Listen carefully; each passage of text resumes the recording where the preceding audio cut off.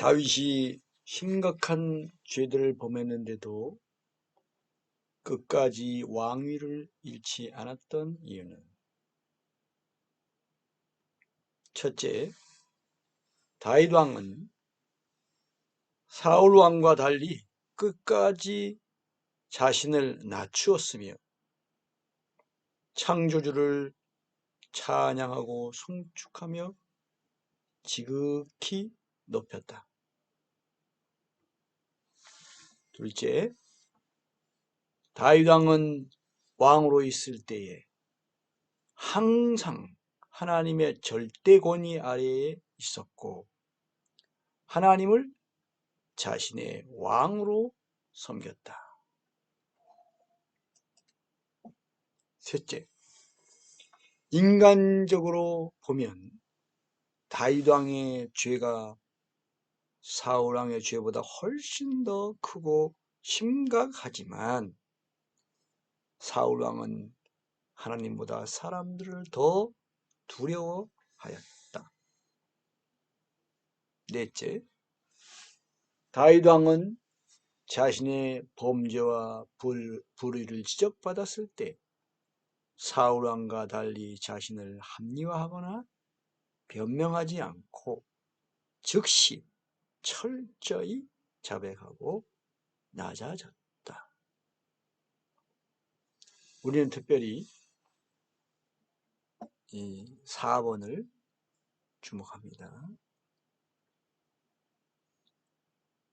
사무엘하 11장 1절부터 12장 14절에 보면 다윗이 무슨 죄를 지었고 어떻게 그가 그 죄를 사함받는지, 그리고 또 다른 면에서 어떻게 그 죄에 대한 징벌을 받게 되는지,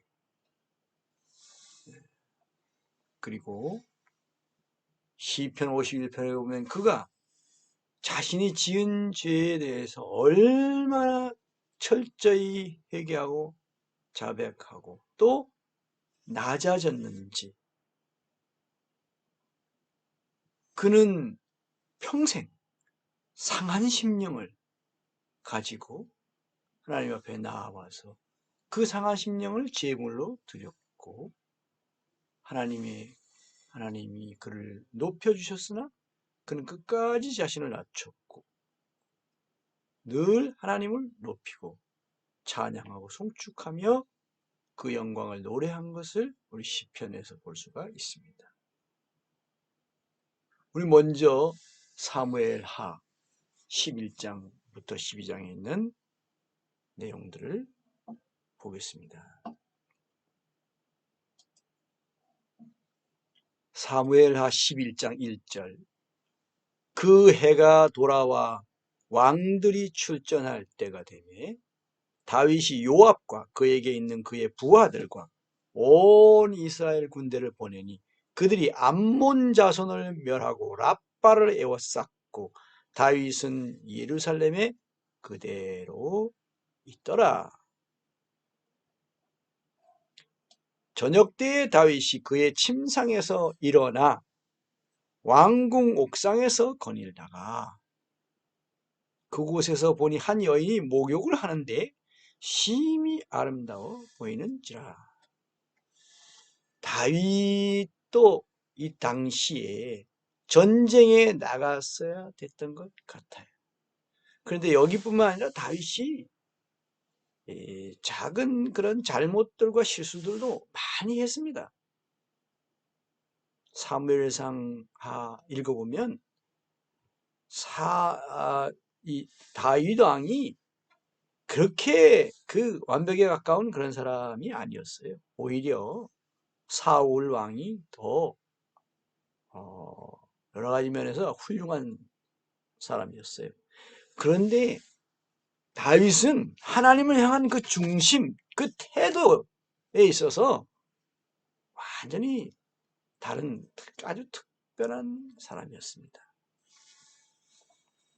여기서도 다윗이 또 실수를 해요. 이때도 전쟁을 나갔어야 될 것 같은데 저녁 때에 다윗이 그의 침상에서 일어나 왕궁 옥상에서 거닐다가 그러니까 왕궁이 있고 그 위로 올라가서 그 에, 옥상이 있었던 걸로 보입니다. 근데 거기를 거닐는데 그렇게 한가할 때가 아니거든요. 이때 전쟁에 나가서 그 부하들은 전쟁에 나가서 죽고 그 목숨 걸고 싸우고 하는 나라를 위해서 싸우고 하는 그런 시절이었는데 이렇게 한가하게 이렇게 할 일이 아니에요. 그래서 우리가 어떤 면에서는 한가하면 오히려 더 죄에 빠질 가능성이 많아요. 그렇다고 또 너무 잘못된 바쁜 것, 잘못된 데 빠져서 바빠서 시간을 낭비하느라고 바쁘고 이런 거는 합당치 않지만 정당하게 바쁜 것은 오히려 우리를 보호해 줍니다. 우리가 보호받습니다. 그래서 마땅히 해야 할 일을 찾아서 열심히 부지런히 그렇게 일하는 사람이 되어야 됩니다. 그러면 우리가 시험 드는 일이 그 유혹에 빠지는 일이 적습니다. 근데 물질이 풍요롭다든가 또 시간이 또 너무 많다든가 할 일을 안 하고 빈둥대다 보면 이런 다윗처럼 이런 큰 실패를 우리가 할 수 있습니다. 유혹에 빠질 수가 있어요. 세상에서도 보면 더 유혹에 많이 빠지는 사람들이 돈 많은 사람들, 시간 많은 사람들 그렇잖아요. 할 일이 별로 없는 사람들 영적으로도 그렇습니다. 그곳에서 보니 한 여인이 목욕을 하는데 심히 아름다워 보이는지라. 그 또 거기 그 밧세바는 왜 또 그 옥상에서 왕궁 옥상에서 보면 보이는 그런 곳에서 왜 목욕을 하고 있었나? 그 어떤 의도가 있었던 것인가? 의도가 없었을까? 묵상하면 거기에 답을 얻어요. 놀라운 답을 얻습니다. 그 믿음이라는 특별한 그 답을 얻게 돼요. 그러나 그건 분명히 또 불륜입니다. 부정함이죠. 그런데 성경은 한 번도 이 우리아의 아내 바세바에 대해서 그를 정죄하지 않아요. 참 이상하죠? 그것도 묵상해 보십시오. 놀라운 사실을 보게 돼요. 우리 특별한 기쁨을 얻게 됩니다. 다윗이 사람을 보내 그 여인을 알아보게 하였더니 아니 사람을 왜 보내요? 그냥 그러고 그냥 얼른 돌아서야지. 사람을 왜 보내냐고요. 이게 큰 실패입니다. 사람을 왜 보내요? 자기가 이때는요. 자기가 내가 왕이니까 이런 게 있었어요. 이게 큰 실패였습니다. 그가 이 실패 후에 또 달라졌던 것 같은데 이전에 이 다윗도 이렇게 자기가 내가 왕이니까 그 왕이 아니면 이게 사람을 보내기가 쉽지는 않겠죠. 그래서 사람을 또 보내서 그 여인을 알아보게 했어요. 그거 왜 알아봐요? 아마 혹시 결혼하지 않은 여자인가 이렇게 해서 알아볼 수도 있죠. 그런데 그랬더라도 이렇게 들으면 달라져야죠. 그가 알아야 돼. 그는 엘리암의 딸이요 햇사람 우리아의 아내 바세바가 아니니까 이렇게 딱 들었으면 거기서 끝냈어야 된다고요. 알아보지도 말았어야 되지만은 혹시 알아봤다 할지라도 혹시 결혼 안 한 사람인가 해서 알아봤을 수도 있겠죠. 만약에 그랬다면 여기서 끝냈어야 되는 거죠. 햇사람 우리아의 아내 바세바 이렇게 분명히 들었는데 여기서 멈추지 못했어요. 마귀에게 당한 겁니다. 왜? 너무 한가했던 것 같아요. 너무 한가했어요. 너무 왕권에 대해서 우리가 자칫하면 이렇게 느슨해질 수 있어요. 우리도 이렇게 너무 물질이 많고 여유가 있고 시간이 여유가 있고 이렇게 될 때 이렇게 될 수 있습니다. 이 실패할 수 있습니다. 다윗처럼. 주님이 우리에게 맡기신 일들을 부지런히 해야 돼요. 우리가 먹을 것과 입을 것을 위해서도 수고해야 되는 거죠. 그러나 또 돈을 사랑하고 욕심을 내고 그런 뜻에서 또 너무 일이 많은 거는 그건 또 다른 실패를 가져옵니다. 그거 아주 조심해야 됩니다. 그것도. 끝내지 않고 다윗이 큰 실패를 하게 됩니다. 범죄를 하게 됩니다. 다윗이 전령을 보내어 그 여자를 자기에게로 데려오게 하고 이거 보십시오. 이렇게 하면 안 되잖아요. 그 여자가 그 부정함을 깨끗하게 하였으므로 더불어 동침하며 그 여자가 그 부정함을 깨끗하게 하였으므로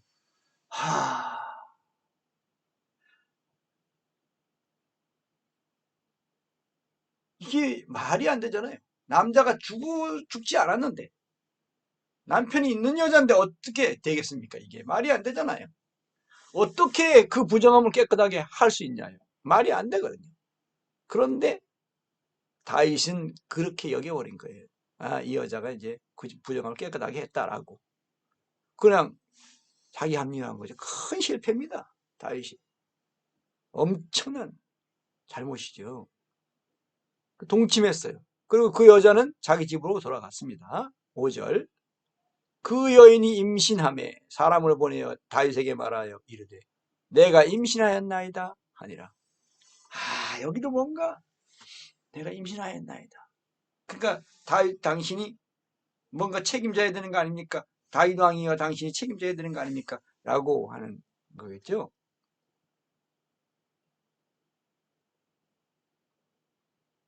근데 다윗이 또 한면으로는 또 책임지는 태도는 또 좋아요.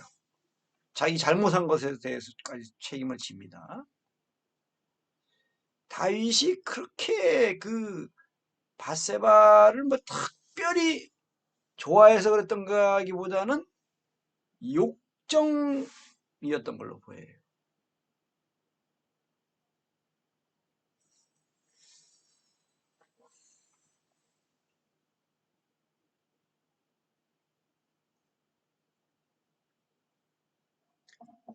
다윗이 요압에게 기별하여 헷사람 우리아를 내게 보내라 하며 요압이 우리아를 다윗에게로 보내니 이제 다윗이 이제 이 간통죄에서 끝나지 않고 살인 교사죄를 저질러요. 직접 죽이진 않았지만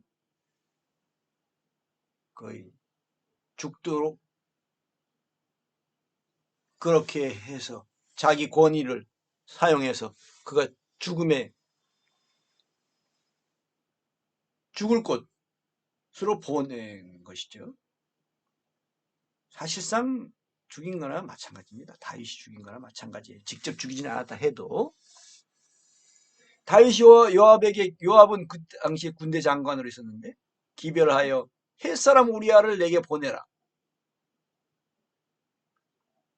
요압이 우리아를 다윗에게로 보내니. 근데 요압은 뭔 일이 있구나. 햇사람 우리아를 보내라고 내게 보내라니까 뭐 아마 뭔가 조금 이상하다 이런 게 있었을 거예요. 굳이 그 사람을 보내라고 하니까 왜 무슨 일을 보내라 하실까 했겠죠. 몰랐을 겁니다. 이 당시만 해도. 그런데 나중에 이제 알게 되는데 우리아가 다윗에게 이름에 다윗이 요압의 안부와 군사의 안부와 싸움이 어떠한지를 묻고 여기 연막 치는 거예요. 연막. 원래 이거 물으려고 부른 게 아니잖아요. 그가 또 우리아에게 이르되 내 집으로 내려가서 발을 씻으라 하니 이 발을 씻으란 말이 이 아내와 잠을 자고 다시 가라 이런 뜻이 되는 거예요. 발을 씻으라는 뜻이.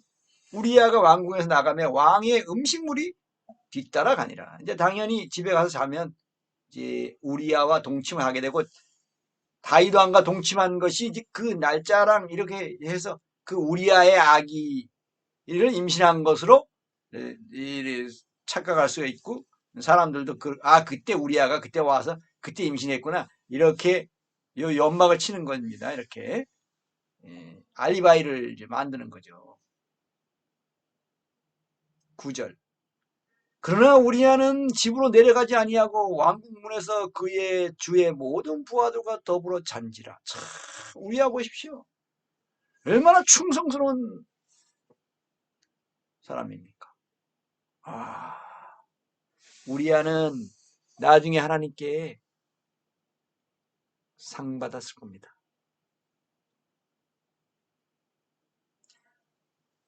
어떤 사람이 다윗에게 이르되 아뢰되 우리아가 그의 집으로 내려가지 아니하였나이다. 다윗이 우리아에게 이르되 네가 길 갔다가 돌아온 것이 아니냐 어찌하여 네 집으로 내려가지 아니하였느냐 하니 이 계획이 틀어져 버렸어요. 우리아가 다윗에게 이르되 아뢰되 언약궤와 이스라엘과 유다가 야영 중에 있고 내 주 요압과 내 왕의 부하들이 바깥 들에 진치고 있거늘 내가 어찌 내 집으로 가서 먹고 마시고 내 처자와 같이 자리이까.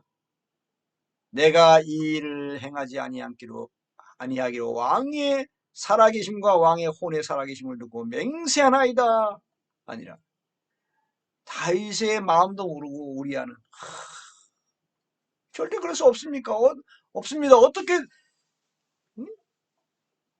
내 주 요압 여기는 이제 자기 이 군대 장관 자기 상관이라는 뜻이죠. 여기서는 요압 내 상관 요압 내 왕의 부하들 다윗 왕의 그 부하들 바깥들에 진을 치고 있는데 내가 어찌 내 집으로 가서 먹고 마시고 그렇게 못하겠습니다. 맹세를 했어요. 그래서 다윗이 그냥 보내서는 안 되겠구나 맨정신으로 안 되겠다 해서 다윗이 우리아에게 이르되 오늘도 여기 있으라 내일은 내가 너를 보내리라. 우리아가 그날에 예루살렘에 머무니라. 이튿날 다윗이 그를 불러서 그로 그 앞에서 먹고 마시고 취하게 하니 이거 맨정신으로 안 된다. 술 취하게 해서 보내자. 취하면 가겠지. 집으로 가겠지. 그래서 저녁 때에 그가 나가서 그의 주의 부하들과 더불어 침상에 놓고 그의 집으로 내려가지 아니하리라. 취했는데도 술이 취했는데도 정신을 차리고는 집에 가지 않았습니다. 우리야 멋진 사람입니다. 얼마나 충성스러운 사람입니까? 이 당시에 다윗은 거의 반대였죠. 전쟁에도 안 나가고 옥상에서 거닐다가 남의 여자 데려오라 그래가지고 우리아의 아내 바세바라고 분명하게 얘기했는데도 간통을 하고 이건 14절 아침이 되매 다윗이 편지를 써서 우리아의 손에 들려 요압에게 보내니 그 편지에 무슨 내용이 있느냐 너희가 우리아를 맹렬한 싸움에 앞세워두고 너희는 뒤로 물러가서 그로 맞아 죽게 하라 하였더라. 얼마나 이 악한 죄를 지었습니까? 다윗이. 인간적으로 보면 사울왕은 이런 죄를 진 게 아니잖아요. 그게 무슨 죄가 될까? 인간적으로 볼 때. 그런 죄입니다. 그런데 하나님의 관점에서 볼 때 그것은 아주 훨씬 더 심각한 죄였어요. 다윗이 지은 죄보다도. 인간적으로 볼 때는 사울왕이 크게 심각한 죄를 짓지 않은 것처럼 보여요. 우리가 진리를 알게 되면 그게 얼마나 심각한 죄인지를 알게 됩니다.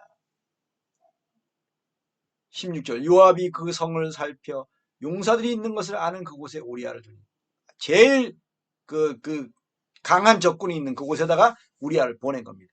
그 성 사람들이 나와서 요압과 더불어 싸울 때 다윗의 부하 중 몇 사람이 엎드러지고 헷사람 우리아도 죽으니라. 에몬한 사람이 죽었어요. 에몬 사람이 죽었어요. 다윗의 부하 중 몇 사람이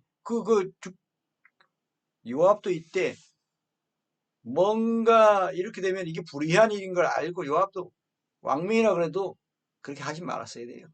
이때. 자기가 죽게 되더라도.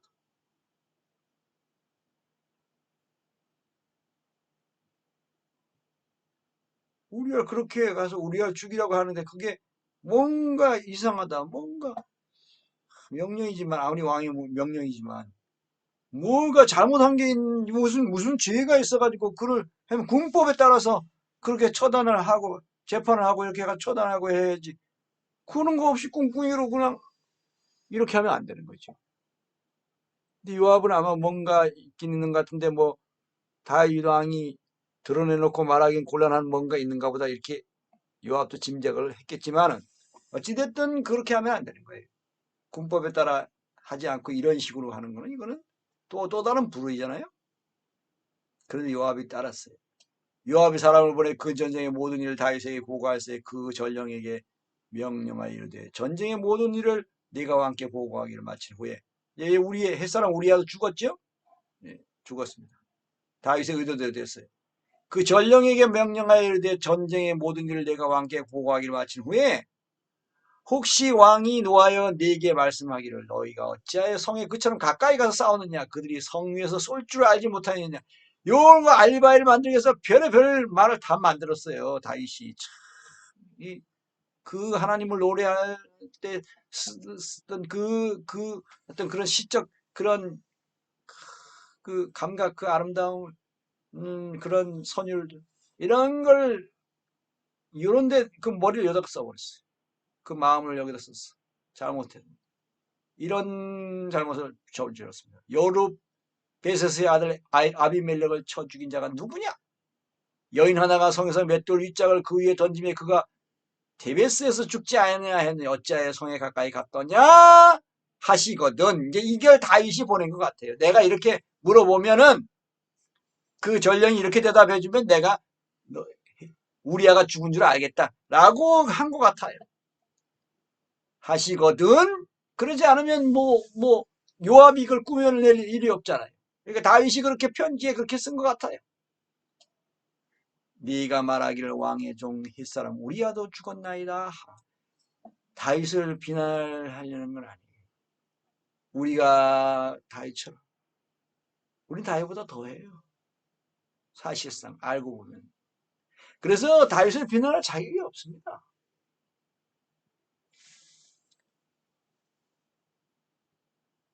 22절 전령이 가서 다윗에게 이르러 요압이 그를 보낸 모든 일을 다윗에게 아래요. 그러니까 다윗이 물어보고 또 대답하고 그래야 되는데 이 사람은 대답하기도 다윗이 물어보기도 전에 다 말을 해버려요. 이르되 이 사람들이 그 사람들이 우리보다 우세하여 우리를 향하여 돌로 나옴으로 우리가 그들을 쳐서 성문 어기까지 미쳤더니 여기까지는 이제 사실적인 얘기. 뭐가 뭔지도 모르고 이제 간 거죠. 요압의 명령을 따라서.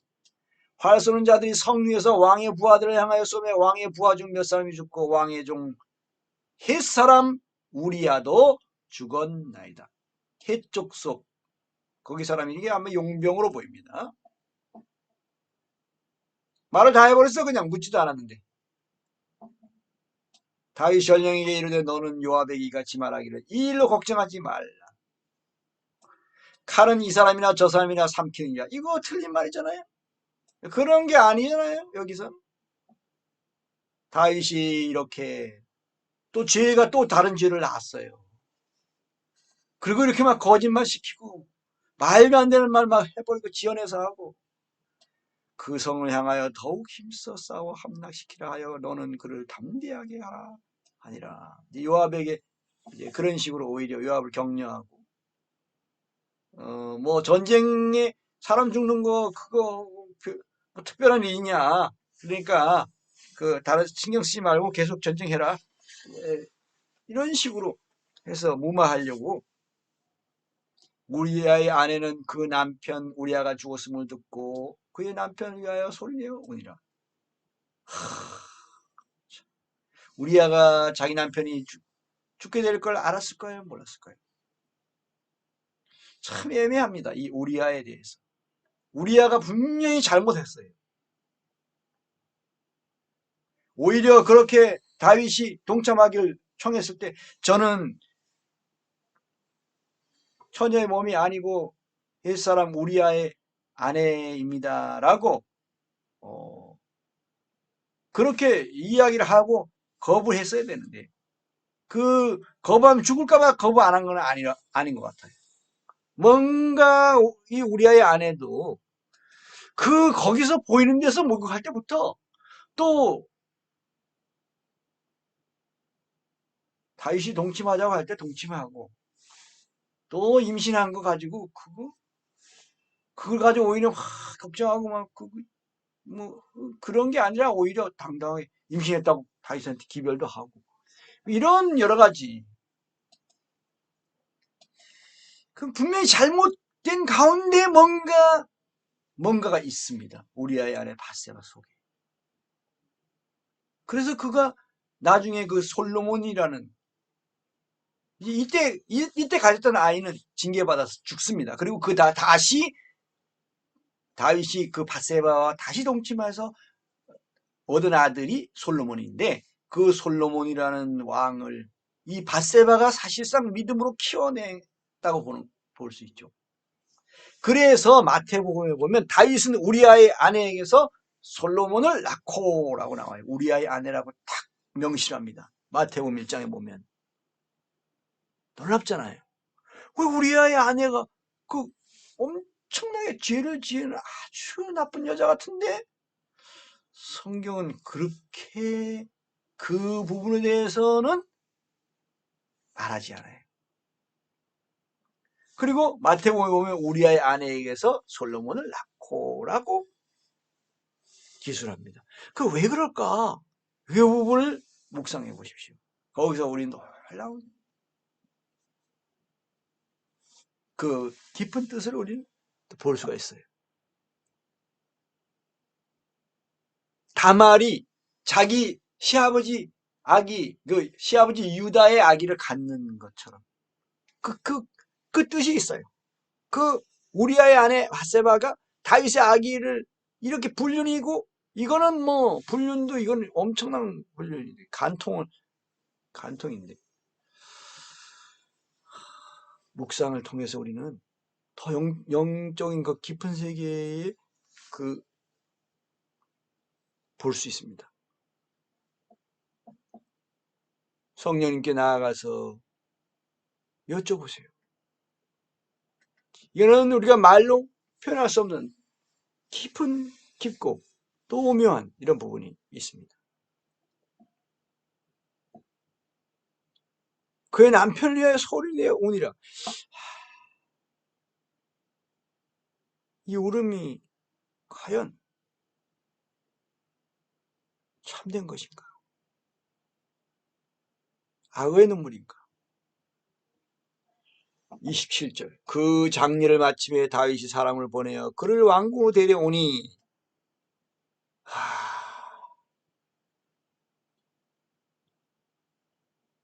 그 여인을 좋아서 데려왔다고 할 수 없고 책임감으로 그러는 것 같아요. 그게 사람이 좋아서 하기보다 이 욕정으로 인한 실패였던 걸로 보이거든요.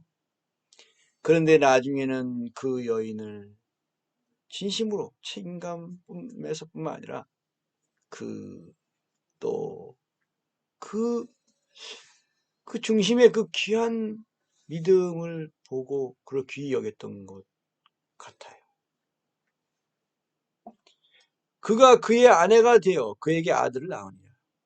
다윗이 행한 그 일이 여호와 보시기에 악하였더라. 분명히 악행입니다. 이거는 다윗이 행한 그 일이 여호와 보시기에 악하였더라. 그래서 이제 징계를 받는데 참 14장 보면 또 놀랍니다. 12장 보면 또 놀랍습니다. 여호와께서 나단을 다윗에게 보내시니 그가 다윗에게 가서 그에게 이르되 한 성읍에 두 사람이 있는데 한 사람은 부하고 한 사람은 가난하다. 이게 다윗이죠. 한 사람 다윗이고 한 사람은 우리야.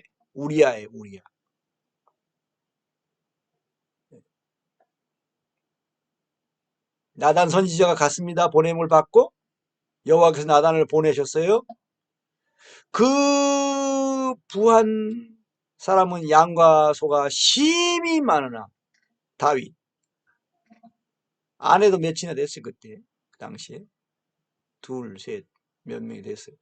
가난한 사람은 아무것도 없고 자기가 사서 기른 암양 새끼 한 마리뿐이다. 바세바. 바세바를 가리키는 겁니다. 비유적으로 표현하는 거죠. 그 암양 새끼는 그와 그의 자식과 함께 자라며 그가 먹는 것을 먹으며 그의 잔으로 마시며 그의 품에 누움으로 그에게는 딸처럼 되었거늘. 우리아에게 그렇게 귀한 하나밖에 없는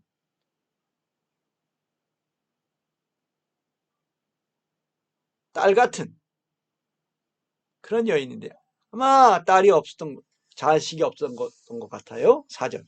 어떤 행인이 그 부자에게 오매 부자가 자기에게 온 행인을 위하여 자기의 양과 소를 아껴 잡지 아니하고 가난한 사람의 양 새끼를 빼앗아다가 자기에게 온 사람을 위하여 잡았나이다 하니. 비유적으로 말했는데 다윗이 그 사람으로 말미암아 노하여 나단에게 이르되 여호와의 살아계심을 두고 맹세하노니 이 일을 행한 그 사람은 마땅히 죽을지라. 자기 입으로 자기인 줄을 모르고 자기 입으로 그를 죽여야 된다. 마땅히 죽여야 된다. 심지어 이렇게 말했어요. 여호와의 살아계심을 두고 맹세하노니. 이렇게까지 말했어요. 이 일을 행한 그 사람은 마땅히 죽을지라. 죽을 자라. 그리고 그가 불쌍히 여기지 아니하고 이런 일을 행하였으니 그 양 새끼를 4배나 갚아주어야 하리라.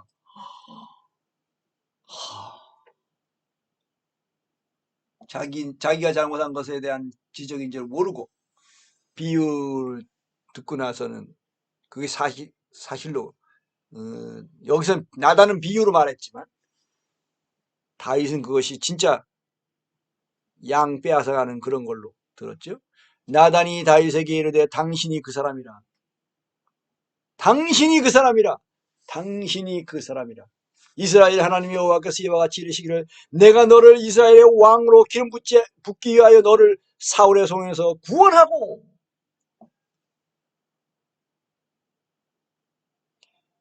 네 주인의 집을 내게 주고 그 뭡니까? 사울 왕의 모든 그런 재산과 그 권위 이걸 물려받았다는 거죠. 네 주인의 아내들을 내 품에 두고 이스라엘과 유다 족속을 네게 맡겼느니라. 그러니까 사울 왕의 왕비가 됐던 사람들도 다 다윗의 왕에게 속하게 된 거죠. 만일 그것이 부족하였을 것 같으면 내가 네게 이것저것을 더 주었으리라.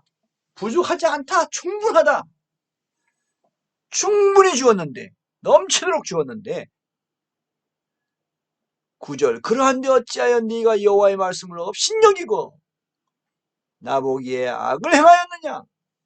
십계명을 어긴 거잖아요. 2가지를 어긴 거잖아요. 네가 칼로 햇사람 우리아를 치되 암몬 자손의 칼로 죽이고 그것도 이방인 부정한 이방인의 손으로 죽였다. 그의 아내를 빼앗아 네 아내로 삼았도다. 분명히 암몬 자손의 칼로 죽였어요. 분명히 여기 네가 칼로 햇사람 우리아를 치되라고 했어요. 분명히 칼로 죽인 거예요. 다윗 죽인 겁니다. 그런데 암몬 자손의 칼로 죽였어요. 암몬 자손의 칼로 죽였다는 말은 암몬 자손이 죽이도록 만들었다는 거죠. 조작한 거죠. 그렇게 꾸몄잖아요. 그러니까 그렇게 시켰으니까 결국 사실상 다윗이 죽인 거예요. 살인죄, 간통죄, 큰 죄를 2개 지었어요. 이제 내가 나를 업신여기고 햇사람 우리아의 아내를 빼앗아 네 아내로 삼았은즉 칼이 네 집에서 영원토록 떠나지 아니하리라. 이렇게 징벌을 받게 됩니다. 그러면 다윗이 잘못했는데 다윗이 벌을 받아야지. 왜 다윗은 벌 안 받고 다윗의 집에서 영원토록 칼이 떠나지 않는 그런 벌을 내리실까 하나님은. 우리가 인간적으로 보면 하나님 이런 부분이 이해가 안 돼요. 근데 이것은 더 철저히 더 많은 사람들에게 더 오래도록 이 죄의 심각성 이것을 알게 하시려고 그러셨던 걸로 보입니다. 그러면 다윗은 용서받았을까? 여호와께서 또 이와 같이 이르시기를 보라 내가 너와 네 집에 재앙을 일으키고 보십시오. 너와 네 집에 다윗도 재앙을 당합니다. 너와 네 집에 재앙을 일으키고 근데 집은 무슨 잘못이 있어요? 그런데 집도 같이 재앙을 당합니다. 내가 네 눈앞에서 네 아내를 빼앗아 네 이웃들에게 주리니 이거 당하는 거잖아요. 이제 왕비들이 당해요. 누구에게 당하느냐? 자기 큰아들에게 당해요. 징벌을 받는 겁니다. 그 사람들이 내 아내들과 더불어 백주에 동침하며 자기 맏아들 압살롬이 이런 짓을 합니다. 근데 그거 다윗이 당하는 거죠. 이제 자기가 행한 대로 당하는 거예요. 너는 은밀히 행하였으나 나는 온 이스라엘 앞에서 백주의 일을 행하리라 하셨나이다. 그리고 이것도 또 어떤 면에서는 다윗이 당하는 거긴 하지만 화를 당하는 것이 벌을 받는 것이긴 하지만 또 왕비들이 당하니까 이해 못하는 사람은 이해 못해요. 하나님 편에 서지 못한 사람은 이해 못합니다. 받아들이지 못합니다. 하나님이 창조주이심을 하나님이 절대 선한 분이시고 참된 분이시고 완전한 분이시고 완전히 영원히 의로운 분이심을 아는 사람들만 이해할 수 있고 받아들일 수 있는 거예요. 그게 믿음입니다. 하나님을 믿는다는 것은 하나님이 살아계심을 믿는 그 정도 아니에요. 그건 귀신들도 믿고 떤다 그랬어요. 귀신들도 믿는 믿음밖에 안 돼요. 그 정도 믿음은. 어떤 믿음이냐? 하나님이 어떤 말씀과 어떤 행동을 하시더라도 항상 선하고 항상 참되고 항상 옳으시다. 그렇게 그럼 어째서 그런가? 하나님은 하나님이시기 때문에. 그게 말이 되냐? 하나님이 더 선하시고 더 참되시고 더 의로우셔야지. 사람보다 못하는 것처럼 그렇게 하셔서 되겠나? 이런 식으로 생각하는 경우가 많죠. 왜? 인간 중심, 인본주의에 젖어 있기 때문이고, 인간 중심적인 관점으로 보기 때문에 그런 것이죠. 하나님은 창조주로 보는 게 아니라 그냥 사람과 대등한 정도의 수준으로만 보니까 이해가 안 되는 거예요. 그게 불신입니다. 그게 교만입니다. 하나님을 업신여기는 거죠. 그게 사울왕이 지은 죄예요. 다윗은요, 이러한 죄를 지었었지만 하나님이 이렇게까지 말씀하셨어요. 네가 여호와의 말씀을 업신여기고 이렇게까지 말씀하셨어요. 말씀을 업신여긴 건 맞아요. 그런데 하나님을 업신여기지 않아요. 참 뭔가 다릅니다. 그게 말씀에서도 여기도 나오죠. 10절 네가 나를 업신여기고 하나님을 업신여겼다. 이렇게 나와요. 그런데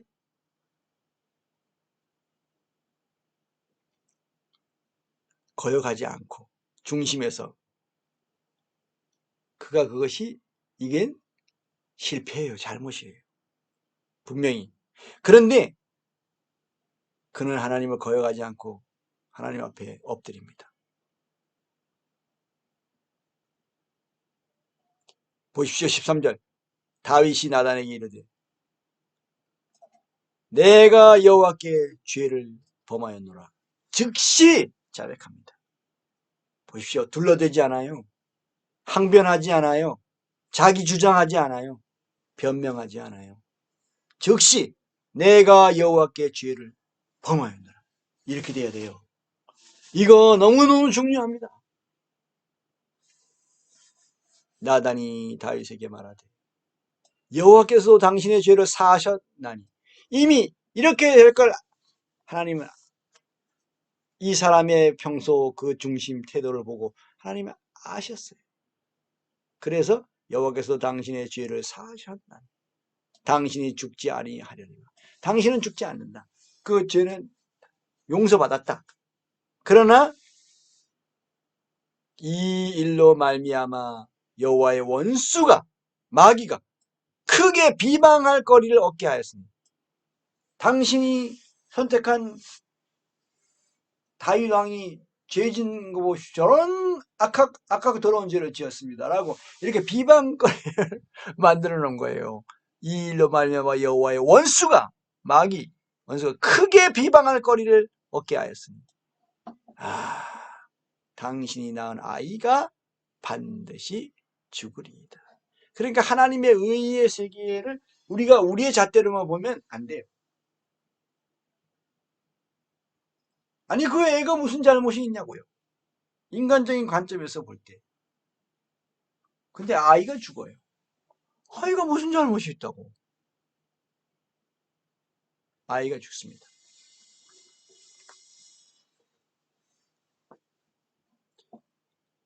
그런데 사산한 것도 아니고 낳자마자 죽은 것도 아니고 앓게 돼요. 그런데 그때 다윗의 태도를 보면 또 그 아이를 살려달라고 간절히 기도하고 그러는 걸 볼 수 있어요. 우리가 어떤 면에서는 아브라함이 이삭을 죽여서 제물로 하나님께 번제물로 드리려고 할 때 그것도 인간적인 관점으로 보면 그건 이해가 안 가요. 하나님을 이해할 수가 없어요. 그래서 이 믿음이라는 게 이게 비밀이고 이 믿음의 세계는 특별해요. 그렇다고 해서 이게 허황된 거냐? 결코 아니거든요. 그럼 왜 이렇게 허황되지 않고 분명히 실제인데 왜 이렇게 이해하기 어렵고 왜 이렇게 받아들이기가 어려운 것인가? 그것은 우리가 하나님을 하나님으로 알지 못하고 하나님을 그저 사람보다 조금 나은 그러한 존재 정도로 알기 때문에 상대적인 분으로 알기 때문에 그래요. 절대적인 분이신데 상대적인 사람과 상대해서 조금 낮고 조금 못하고 이런 분 어떨 때는 조금 낫고 어떨 때는 좀 못하고 이렇게 생각되는 거예요. 얼핏 보면 그렇게 보이기도 하죠. 하나님이 사람만도 못한 분인 것 같이 그 인격이나 품격이나 그런 것처럼 보이는 때가 있단 말이에요. 너무 잔인해 보이긴 하고 너무 매정해 보이기도 하고 어떨 때는 불의해 보이기도 하고 무슨 잘못이 있어서 잘못도 없는 사람을 왜 죽이시는지 이렇게 불의해 보인단 말이에요. 그리고 그 남녀노소 아니 전쟁에서 그 쳐들어온 군인을 죽이는 건 그렇지만 그것 때문에 남녀노소 다 죽이려고 하고 잘못하면 애기들이 뭘 알면 노인네들도 또 잘못한 것이 아닌데 그 집안을 다 죽이기도 하고 죽이라고도 하시고 그러니까 그걸 과연 이해할 수 있습니까? 이해한다 그러면 하나님 편에 서는 거예요. 완전히 하나님 편에 서는 거예요. 그게 사실상 믿음이에요. 그게 성경에서 가르치는 믿음입니다. 하나님 편에 절대적으로 서는 거예요.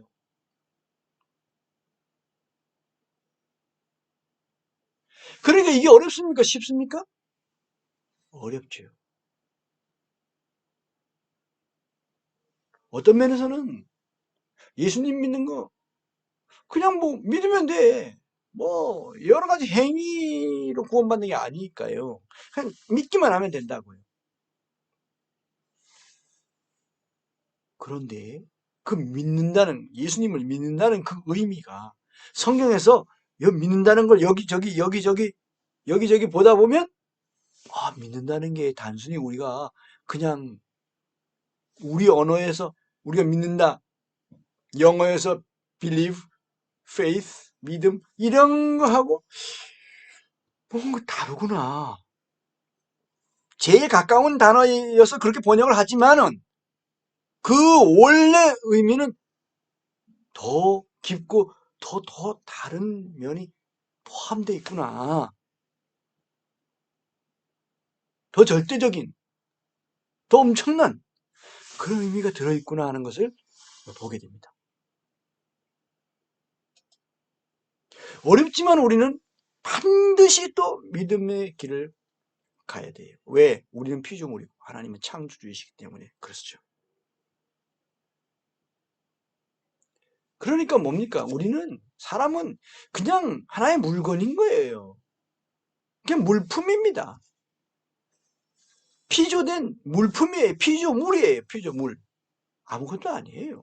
그냥 우주 가운데 그냥 하나의 먼지인데 좀 똑똑한 먼지, 살아있는 먼지, 생각하는 먼지, 양심을 갖고 있는 먼지.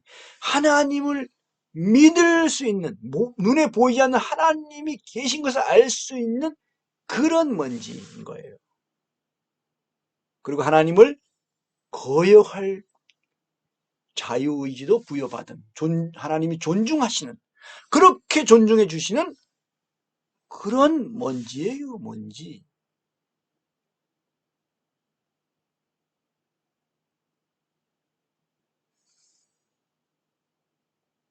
그래서 이런 표현을 저는 씁니다. 우리가 어떤 물질 의식, 물건 의식, 피조물 의식을 가져야 된다. 내가 하나의 피조물에 불과하다는 거. 그런 의식을 가져야 된다. 그런데 사람들이 너무너무 사람들을 높여놔가지고 얼마나 자고해졌는지, 스스로 높아져 있는지, 사람이 자기를 엄청나게 높여놨거든요. 사람들끼리 또 높이고, 그래서 자기 스스로도 자기가 대단한 존재인 것처럼, 그러면서 하나님을 판단하고 이럴 지경까지 높아져 있어요. 근데 누구 때문에 그렇게 됐을까요? 마귀에게 속아서 마귀에게 그렇게 또 사실상은 배운 거예요. 세상 그런 가치관들이 사실상은 마귀에게서 왔고 마귀에게 속은 겁니다. 그런데 보십시오. 참 놀라운 것은 이러한 다윗의 이러한 이 살인죄, 이 간음죄, 이 살인교사 간통, 이 죄를 성경이 이렇게 적나라하게 세세하게 기록해 놨습니다. 이것만 봐도 성경이 하나님의 말씀인 것을 알 수 있죠. 이거 아이들도 보는 이런 데고, 다윗은요, 이스라엘 국기의 그 별입니다. 그 별이 그게 다윗의 별이에요. 그걸 다윗을 뜻해요. 이스라엘 국기의 그 파란 별, 삼각형 두 개 겹쳐놓은 건, 거꾸로 해서 겹쳐놓은 그것이 다윗의 별이거든요. 그게 다윗을 뜻하거든요. 그 정도로 이스라엘 민족에게 있어서 다윗은 정말 위대한 왕이란 말입니다. 위대한 사람이에요. 그들이 기다리는 메시아 다음으로 다윗이라 할 수 있어요. 그들은 뭐 예수님을 메시아로 인정 안 하고 계속 기다리고 있는 판이니까. 그런 그 놀라운 일들이 이렇게 어떻게 인간적으로는 이렇게 어떻게 이걸 그러겠어요? 이게 모순이잖아요. 이스라엘 자기네 국기에 거기에 그려진 그 별인데 그 별이 이렇게 큰 죄를 이렇게 짓고 이렇게 못된 짓을 한 것.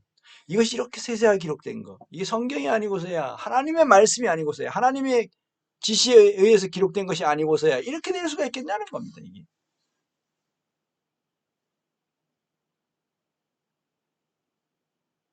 이 아이들도 배우는 역사책이에요. 이게. 이게 이스라엘의 역사책이에요.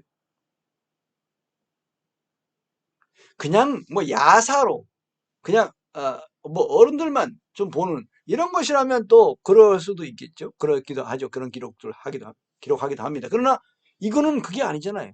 애들도 교육 그대로 받는 교재예요, 이게. 역사 교재.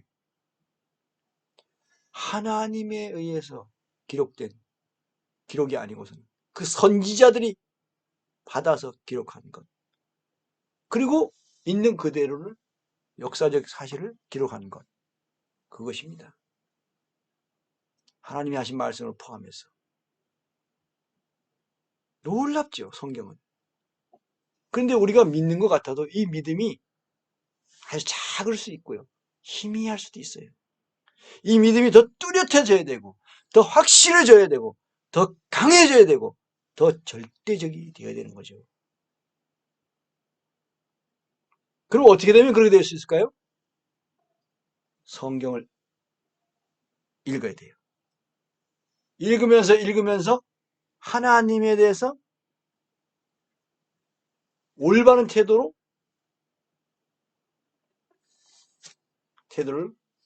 읽어야 돼요.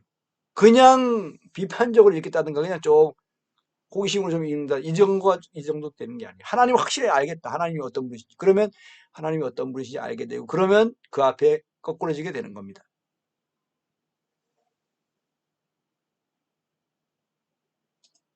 요한계시록 2장과 3장에 가면 이 회개에 대해 나와요. 회개가 얼마나 중요한가. 회개하지 않으면 그냥 타락한 상태로 그냥 있어요. 그러나 우리가 타락할 수 있습니다. 우리 누구나 다윗보다 더 큰 죄를 지을 수도 있어요.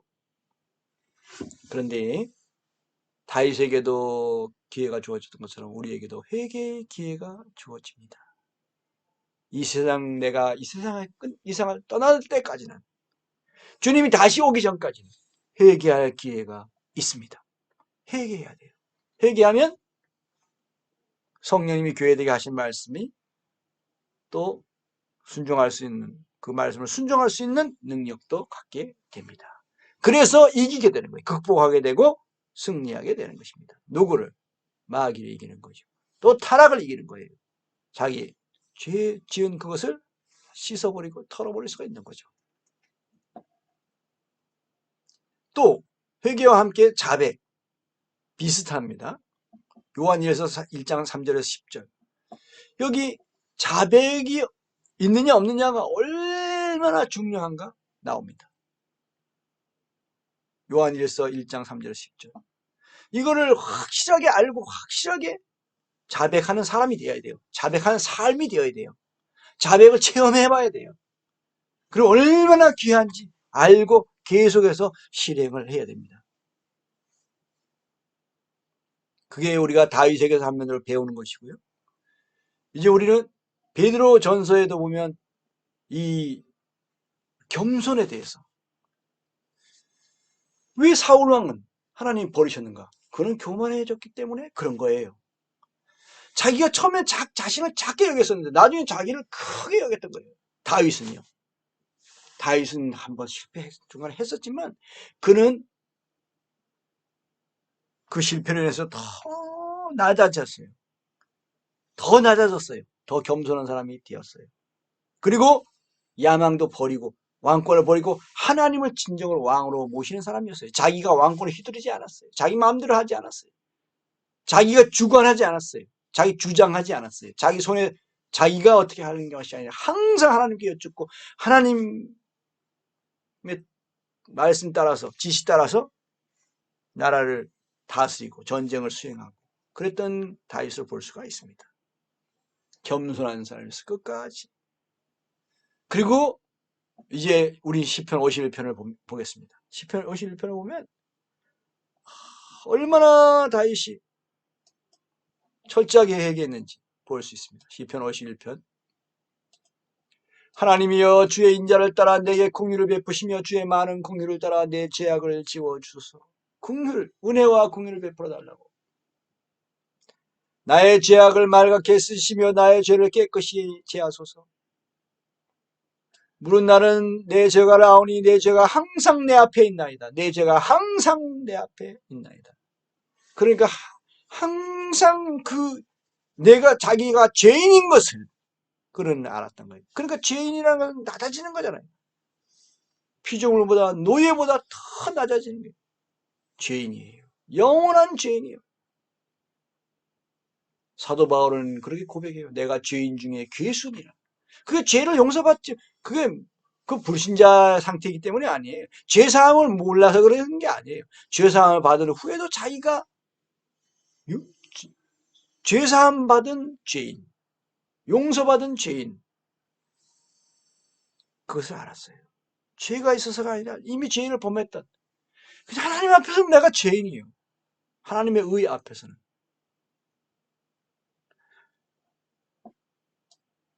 하나님을 사랑해야 할 만큼 사랑하지 못하거든요. 하나님을 섬겨야 할 만큼 섬기지 못하고, 하나님께 순종해야 할 만큼 순종하지 못하는, 그게 죄예요. 죄인인 거예요.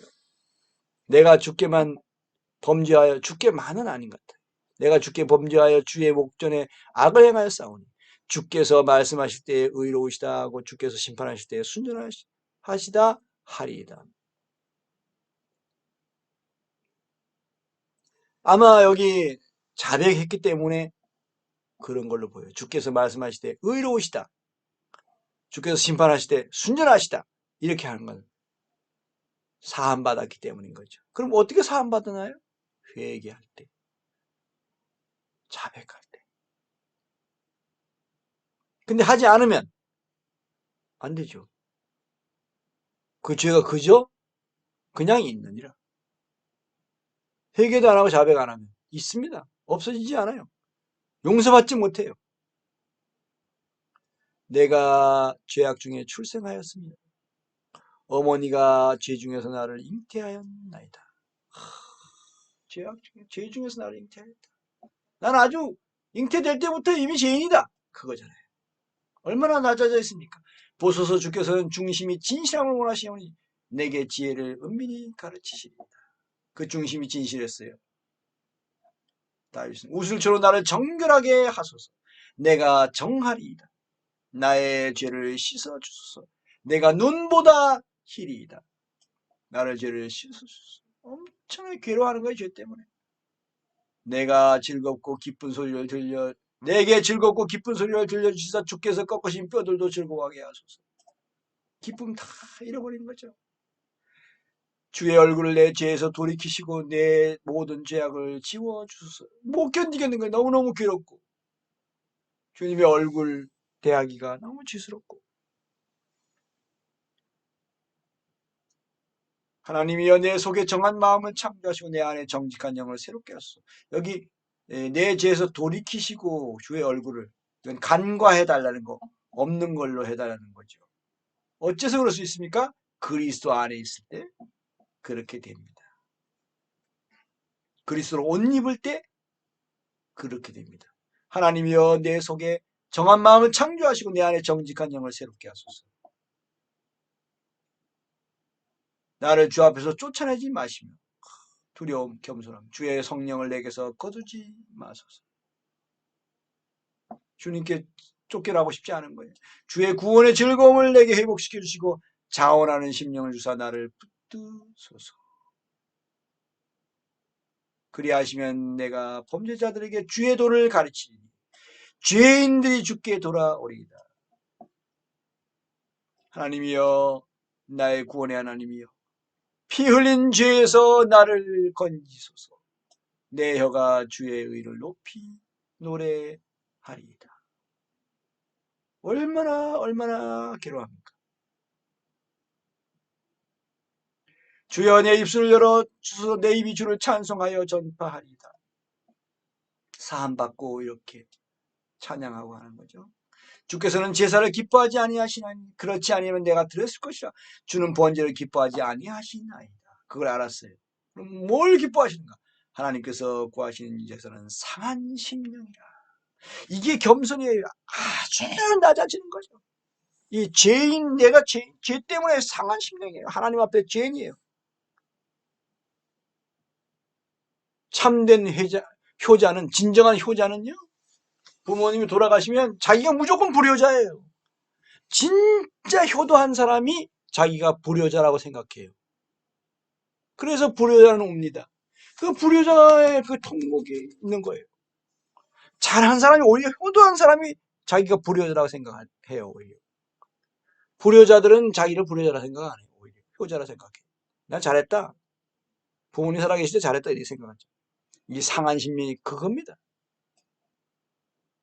하나님이여 상하고 통회하는 마음을 주께서 멸시하지 아니하시리이다. 하나님은 그걸 원하셔요. 통회하는, 상하고 통회하는 마음.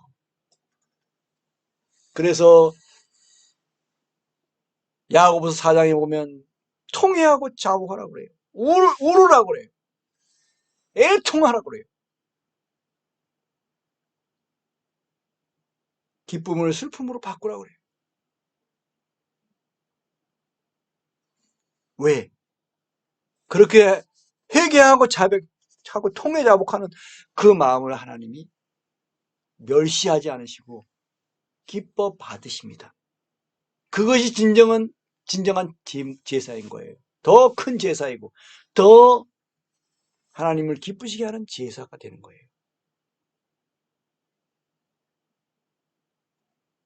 하나님께서 구하시는 제사는 상하십니다. 그래서 하나님이 그 아담과 하와가 실패할 때, 범죄하게 될 때, 그 나타나서 막지 않으신 거예요. 오히려 하나님은 더 귀한 사람으로 얻고 싶으신 거죠. 다윗이 큰 죄를 지을 때 하나님이 나타나서 막아주지 않으신 거예요. 오히려 다윗이 더 아름다운 사람, 더 겸손한 사람, 더 상한 심령을 가진 사람, 더 상하고 통회하는 마음을 가진 사람이 됐다는 것이죠. 오늘날 실패한 것, 여러분, 실패한 사람, 그 남한테 말할 수 없는 그 혼자만이 알고 있는 죄악, 실패, 범죄, 그거 오히려 감사하세요. 통회하고 자백하고 상한 심령을 가지세요. 그걸 애써 버리지 마세요. 그걸 가지고 있어요. 그걸 하나님께 드리십시오. 그럼 하나님이 기뻐 받으십니다. 야고보서 4장 보면서 마치겠습니다.